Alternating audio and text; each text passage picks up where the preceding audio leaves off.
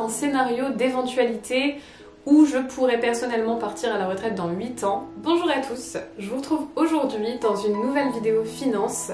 La semaine dernière, je vous ai fait une vidéo budget, édition spéciale licenciement. Et là, je me suis dit que j'allais me focaliser vraiment sur mes objectifs financiers et les objectifs financiers de Kevin, bien sûr aussi, puisque pour ceux qui ne nous connaissent pas encore, on est donc Kevin et moi, un couple marié. On vit aux États-Unis à Miami depuis décembre 2016, donc ça va faire 7 ans pour ainsi dire. Il neige, parce que là on est en été. Comment vas-tu? Ouais, ça a l'air. Dans cette vidéo, je voulais me focaliser sur nos objectifs financiers pour vous expliquer un petit peu ce qui a évolué de tout ce côté-là, où est-ce qu'on va dès à présent, est-ce qu'il y a quoi que ce soit qui a changé. Qu'en pensez-vous?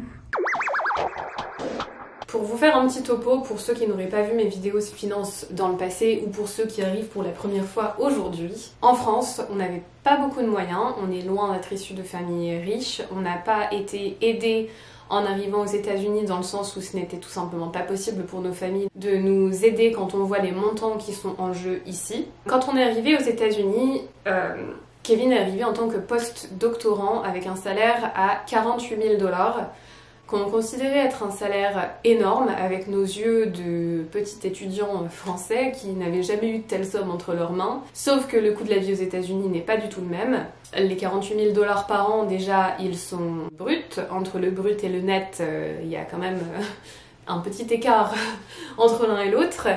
Et au-delà de ça, l'assurance santé n'était pas prise en charge à l'époque, donc il fallait qu'on paye 500 $ par mois pour l'assurance santé, rien que ça.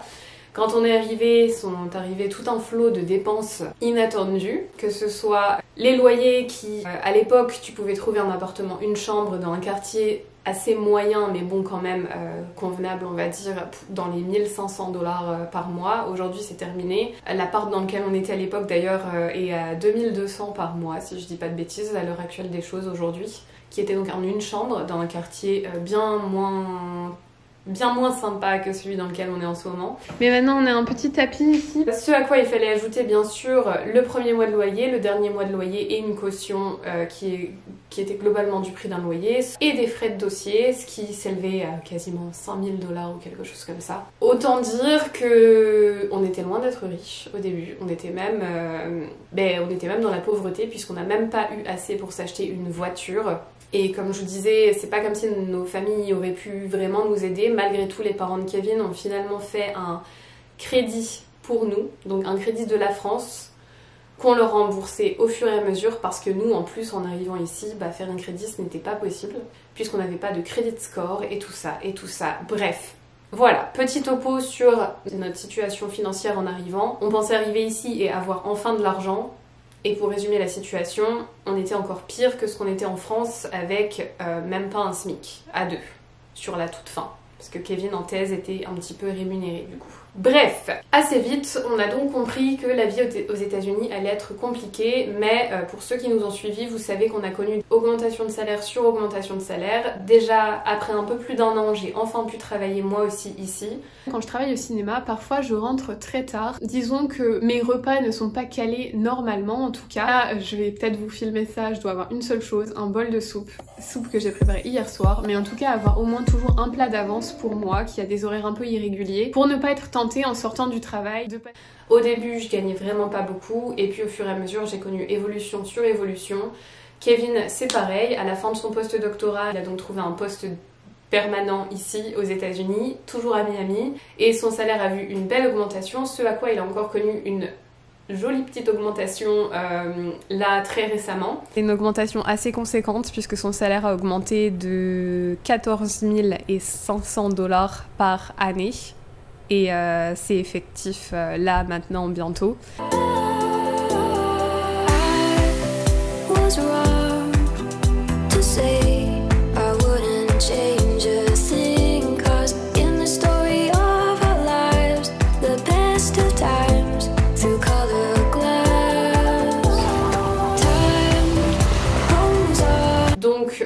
Autant dire qu'on est passé, je crois, à quelque chose comme 48 000 à peut-être 60 000 et puis 80 000 et puis 100 000 et puis 120 000 jusqu'à arriver aujourd'hui à 145 000, ce qui aura tenu pas très longtemps puisque vous savez que j'ai été à nouveau licenciée cette année, mais il faut s'avouer quand même qu'on a connu une évolution au fur et à mesure des choses et on est resté quand même dans un mode de vie minimaliste pour tout ce qui est matériel. J'avoue que là, cette dernière année notamment, on s'est fait plaisir énormément sur les voyages.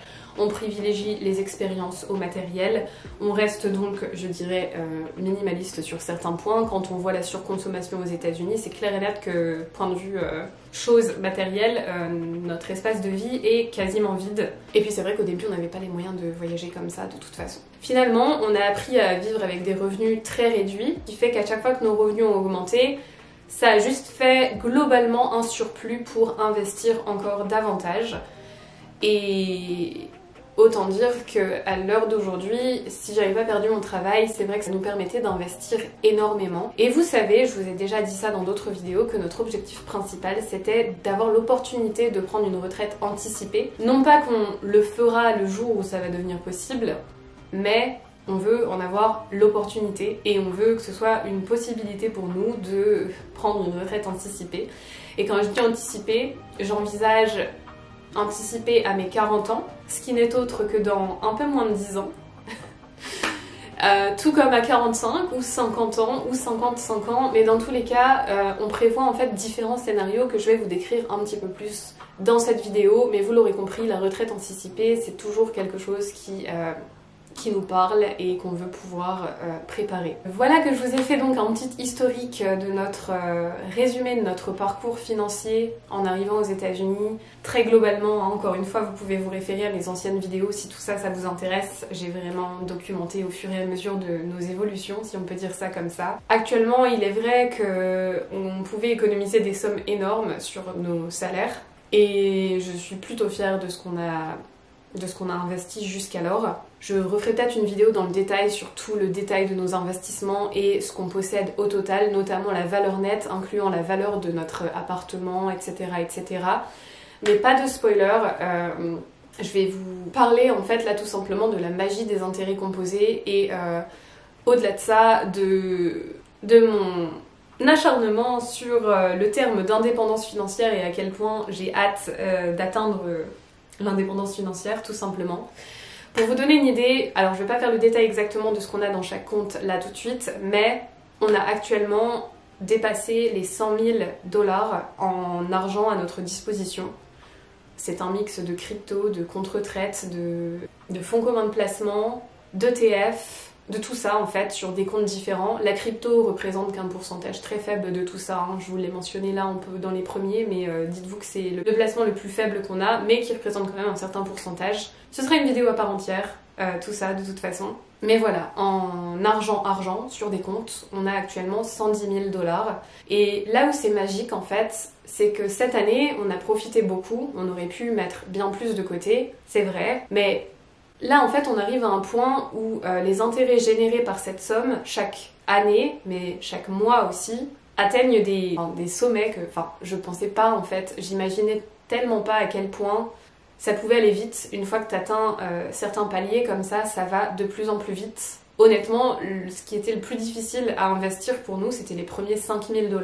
On avait tellement peu d'argent au début, et en fait, quand t'as qu'une petite somme comme ça génère quasiment rien en intérêt. Donc c'est vraiment à toi de mettre tout ce que tu peux pour réussir à faire grossir cette somme. Du jour où on a atteint les 100 000, les 110 000 sont arrivés super vite, ça s'est produit là très rapidement. Il faut savoir du coup qu'en moyenne, surtout sur ce qui est placé sur le marché, sur le marché boursier, notamment sur ce qu'on place le plus qui est VOO de Vanguard par exemple, ou le S&P 500 en globalité. Donc le S&P 500 c'est les 500 plus grosses compagnies des États-Unis qui sont présentes quand même d'un niveau mondial. Pour vous donner une idée, c'est un fonds qui est donc Apple, Microsoft, Google, mais etc. T'as de l'industrie pharmaceutique, t'as un petit peu de tout, et en fait le fonds est réajusté en termes de pourcentage dans toutes ces compagnies-là assez régulièrement. Il y a même des compagnies qui en sont sorties parfois et d'autres qui peuvent rentrer. Et en gros, au lieu d'investir seulement, je sais pas, d'avoir une part de Apple, bah t'as une part de toutes ces compagnies-là d'un seul coup, ce qui limite quand même les risques de fluctuations trop fortes. Et il faut savoir qu'en fait, quand tu investis dans le S&P 500, tu peux espérer un taux de retour à environ 7 à 8% par an. Il faut savoir que certaines années, on a peut-être eu 30%, d'autres années peut-être 3,5%, et la balance sur un investissement à long terme, c'est 7 à 8% par an. Et voilà, pour vous donner une idée des intérêts composés, je vais vous donner donc quelques exemples maintenant. Avec cette somme qu'on a actuellement, les 110 000 $, il faut savoir donc que si je rapporte en termes d'intérêts qu'on récupère chaque mois, on est à peu près à 641 $ par mois qui nous arrivent en fait simplement de par le fait que cette somme travaille, parce que tout est placé. Ça peut être plus, ça peut être moins, mais on tourne quand même entre 7 à 8 000 par an globalement en intérêts générés de manière... J'aurais presque envie de dire magique, mais d'un côté, il a fallu quand même que je m'y intéresse un petit peu à tout ça dans un premier temps pour placer, puisque je vous avoue que au tout début, la finance, c'était pas... J'étais loin d'être une pro, j'y connaissais absolument rien. Je voyais un montant qui commençait à monter un tout petit peu sur le compte retraite de Kevin au tout début et qui était placé sur rien du tout en fait.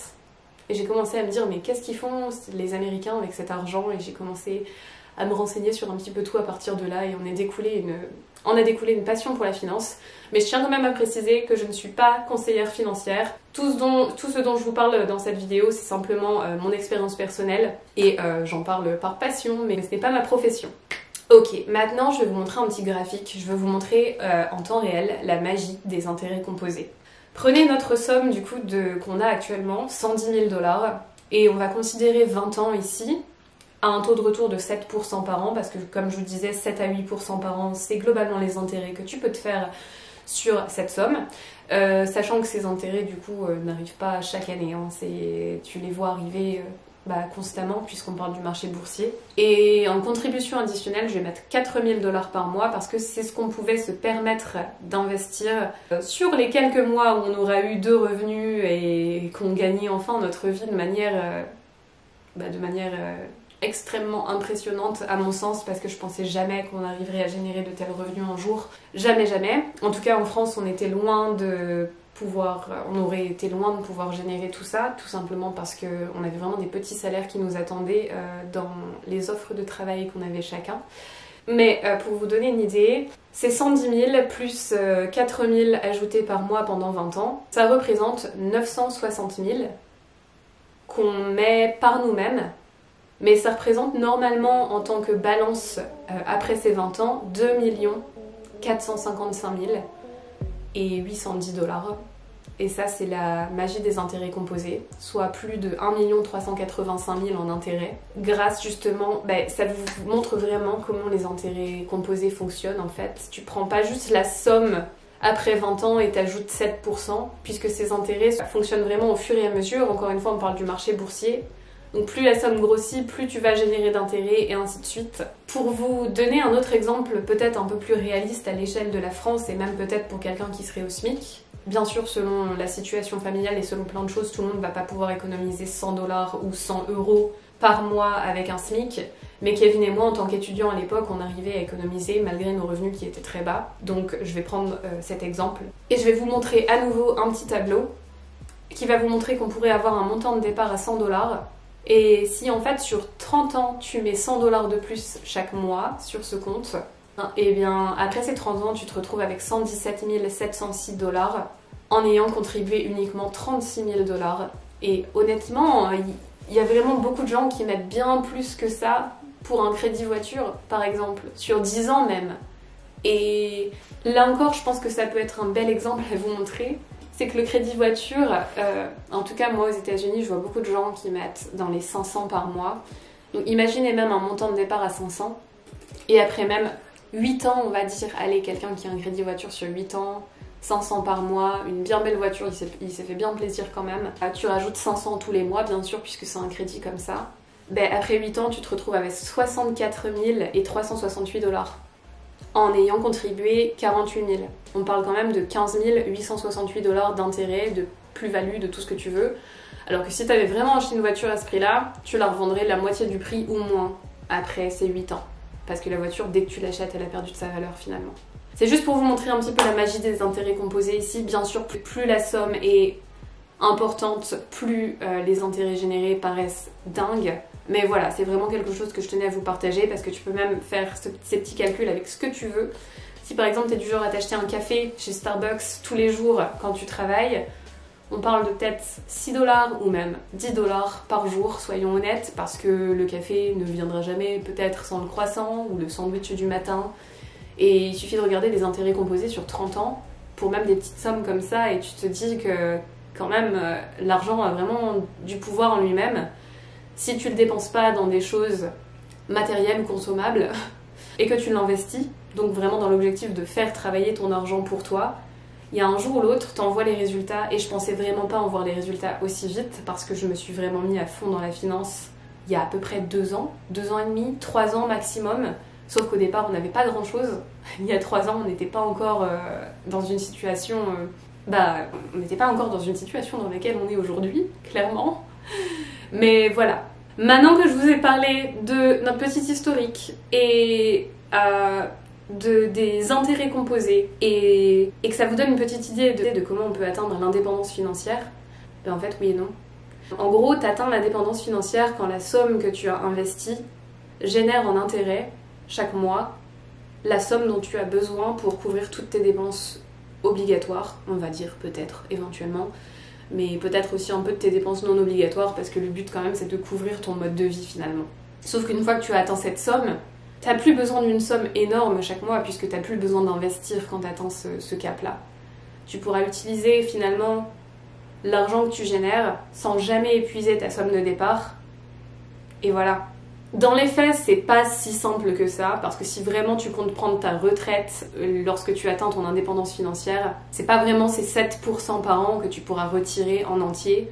Afin d'être confortable et d'être sûr que ta somme de départ ne s'épuise pas, il est conseillé de plutôt retirer 4% par an, ce qui permet d'être un peu conservatif quand même, voire 3% pour ceux qui veulent être vraiment conservatifs. Je sais pas si on dit conservatif ou autre chose d'ailleurs, mais c'est vraiment histoire d'avoir un taux de retrait sûr et pour être certain que ton argent ne s'épuisera jamais, entre autres. En tout cas, ça te permet d'avoir tes petits intérêts chaque mois que tu peux retirer de tous ces comptes investissements et qui te permettent de vivre et tu n'as plus besoin de travailler puisqu'il n'y a plus besoin de remettre par-dessus tout ça. J'essaie vraiment de vous parler de tout ça en termes simples.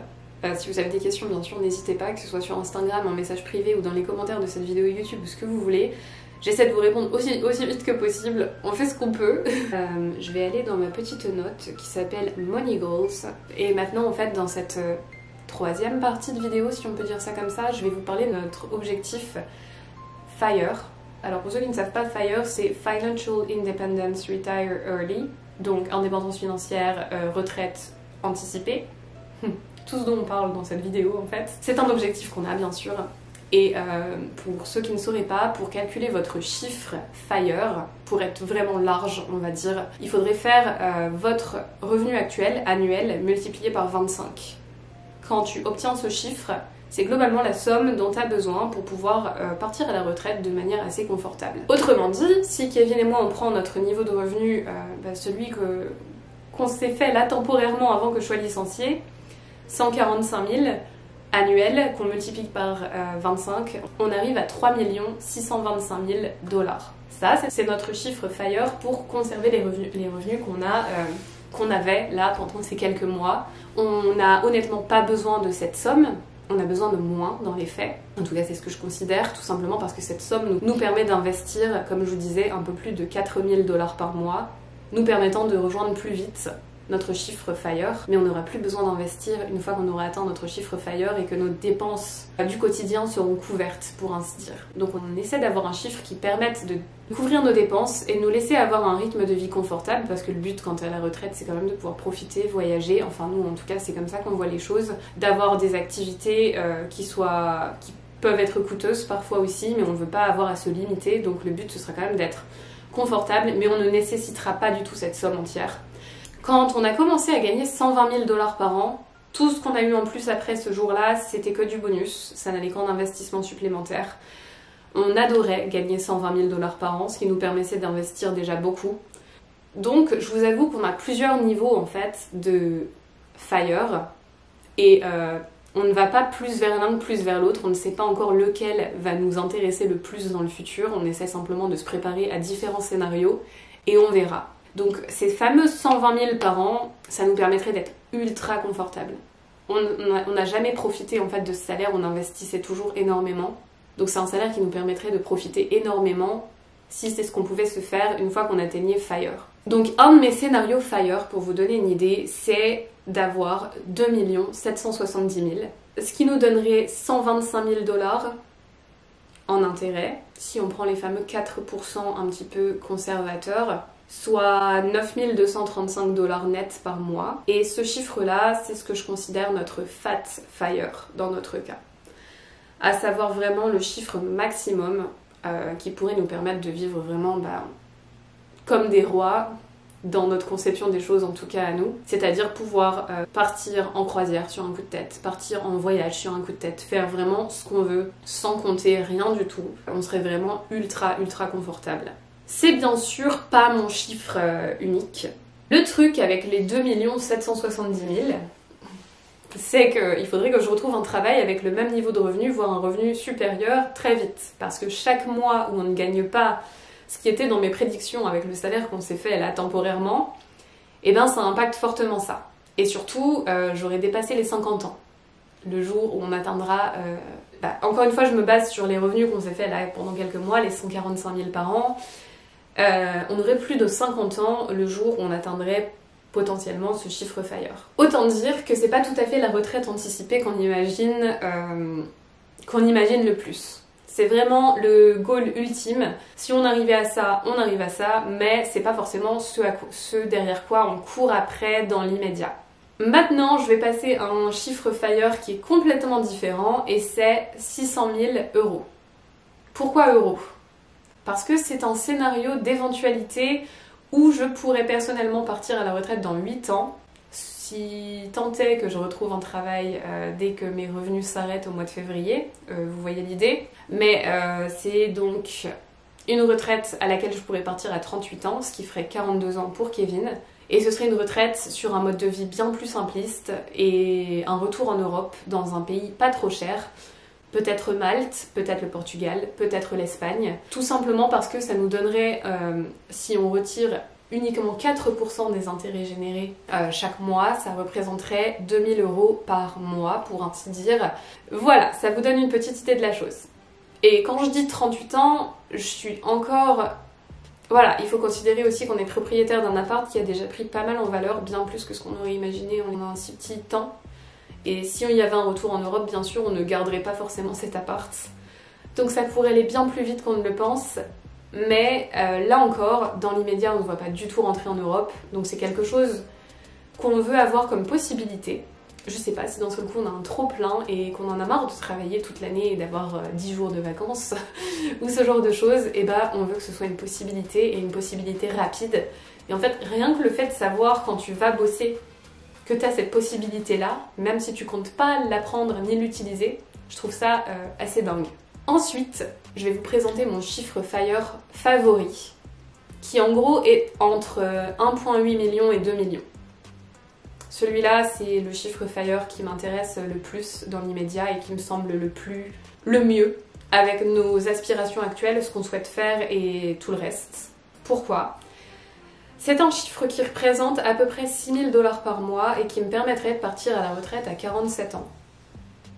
Donc 6 000 $ par mois d'intérêts générés si on considère les fameux 4%. Mais 6 000 par mois, c'est un chiffre qui nous suffit amplement pour même continuer de payer notre appart qui ne sera toujours pas terminé de payer d'ici là. Et de couvrir nos dépenses et de couvrir aussi facilement un voyage par mois par exemple ou ce genre de petites choses. On serait confortable avec un revenu de 6 000 $ par mois, très confortable même, considérant qu'on n'aurait plus à investir puisqu'on aurait investi tout ce dont on a besoin finalement. Vous voyez, mes investissements c'est vraiment dans un objectif précis, C'est pas dans le but de s'enrichir bêtement, c'est vraiment dans le but d'atteindre cette indépendance financière, de ne plus dépendre d'un employeur, d'une entreprise, de faire ce qu'on le souhaite. Si on veut continuer de dépendre d'un employeur, on le peut. Si on veut s'arrêter de dépendre d'un employeur quelques mois et ensuite retravailler à mi-temps ou faire absolument ce qu'on veut et profiter de cette vie en fait, dans laquelle parfois on pense avoir le choix, on pense être libre, mais on l'est pas vraiment parce que l'argent c'est vraiment quelque chose qui bloque et qui prend du temps. Il faut du temps pour travailler, pour récolter de l'argent, pour simplement survivre parfois, ça me paraît dingue et on veut vraiment se détacher en fait de ça.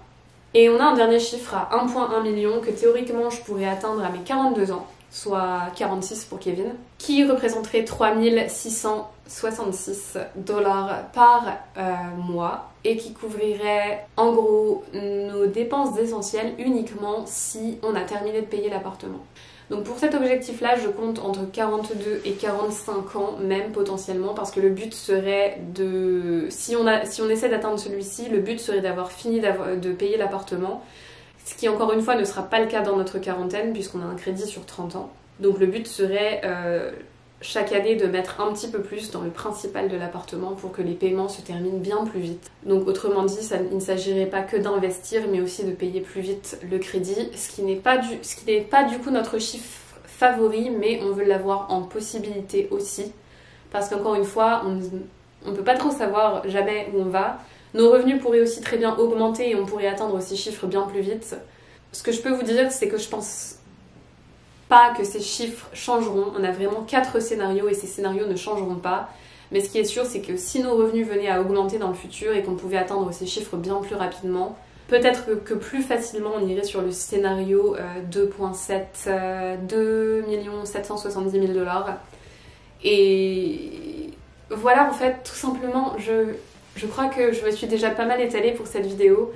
Je reviendrai vers vous dans quelques temps pour vous parler un petit peu plus de nos investissements en détail, de nos comptes, de comment tout ça a évolué, de notre valeur nette actuelle. On a passé un petit cap qui nous fait bien plaisir, autrement dit, sans spoiler. Et voilà, j'espère vraiment que cette vidéo pourra vous aider à déterminer vos propres objectifs. Et si vous en avez déjà, bien sûr, vous savez que ça m'intéresse énormément, donc je serai ravie de les connaître. Je vais donc vous laisser. Si vous avez aimé cette vidéo et si vous ne voulez pas rater les prochaines, je vous invite à cliquer sur le bouton s'abonner juste là. Je vous souhaite à tous une excellente journée. Bye bye à tous.